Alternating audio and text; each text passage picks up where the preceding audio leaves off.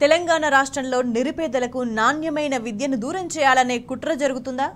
కేసీఆర్ పాలనలో ఓ వెలుగు వెలిగిన గురుకులాలు ఇప్పుడు ఎందుకు కళ తప్పుతున్నాయి? కార్పొరేట్ విద్యా సంస్థల్లో యథేచ్ఛగా పెరుగుతున్న ఫీజుల నియంత్రణకు సర్కార్ ఎందుకు చర్యలు తీసుకోవడం లేదు?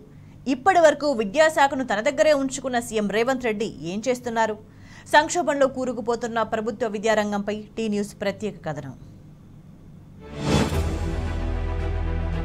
అద్భుతాల నుంచి అధోగతి దిశగా తెలంగాణ విద్యారంగం పతనమవుతుందా?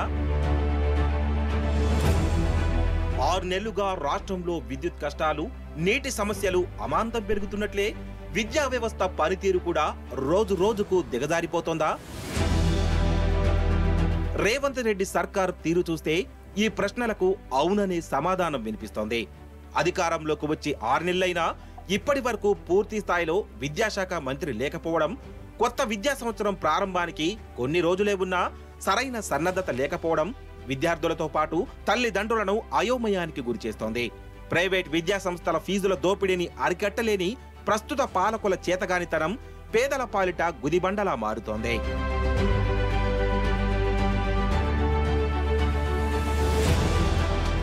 రాష్ట్రంలో ప్రస్తుత విద్యారంగ పరిస్థితికి 10 ఏళ్ల కేసీఆర్ పాలనలో సాధించిన వైభవానికి స్పష్టమైన తేడా కనిపిస్తోంది.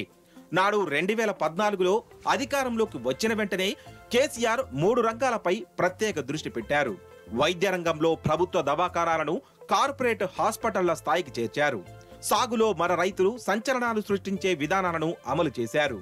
వీటితో పాటు విద్యారంగంలోనూ మరెవ్వరికీ సాధ్యం కాని రీతిలో సంస్కరణలు తీసుకొచ్చారు. కుల, మత, ప్రాంత విభేదాలు లేకుండా సంక్షేమాన్ని అమలు చేసి చూపించారు. నిరుపేద విద్యార్థులందరికీ అంతర్జాతీయ స్థాయి విద్యను అందించారు. వందలాదిగా గురుకులాలను ఏర్పాటు చేసి తెలంగాణ విద్యారంగాన్ని సమున్నత స్థానానికి తీసుకెళ్లారు. సీనియర్లను విద్యాశాఖ మంత్రులుగా నియమించి సమర్థులైన అధికారులకు బాధ్యతలు అప్పగించి పటిష్ట ప్రణాళికతో ముందుకు వెళ్లారు.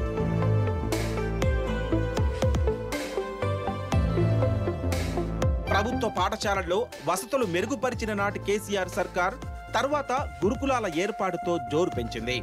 ఆనాడు తెలంగాణలో 100 లోపే ఉన్న గురుకులాల సంఖ్యను ఏకంగా 1100కు చేర్చింది. విద్యార్థులకు ఉన్నత విద్యతో పాటు వారి ఆరోగ్య పరిరక్షణకు పోషకాహారాన్ని సైతం అందించింది. నాటి సీనియర్ ఐపీఎస్ అధికారుల్లో ఒకరైన ఆర్ఎస్ ప్రవీణ్ కుమార్ ను రాష్ట్ర సాంఘిక సంక్షేమ శాఖ కార్యదర్శిగా నియమించిన కేసీఆర్ అప్పటి నుంచి మరిన్ని అద్భుతాలకు బాటలు వేశారు. ఆర్ఎస్ ప్రవీణ్ కుమార్ మార్గదర్శకత్వంలో తెలంగాణ గురుకులాల విద్యార్థులు సంచలనాలు సృష్టించారు. పోటీ పరీక్షల్లో సత్తా చాటారు. లక్షలు పోసి ప్రైవేట్ విద్యా సంస్థల్లో చేరినా సాధించలేని ప్రతిభను ప్రదర్శించారు. కొందరు విద్యార్థులు తమ అభిరుచికి తగినట్టుగా సాహస యాత్రలు చేశారు. ప్రపంచ వ్యాప్తంగా పెద్ద పెద్ద పర్వతాలు అధిరోహించి రికార్డులు సృష్టించారు.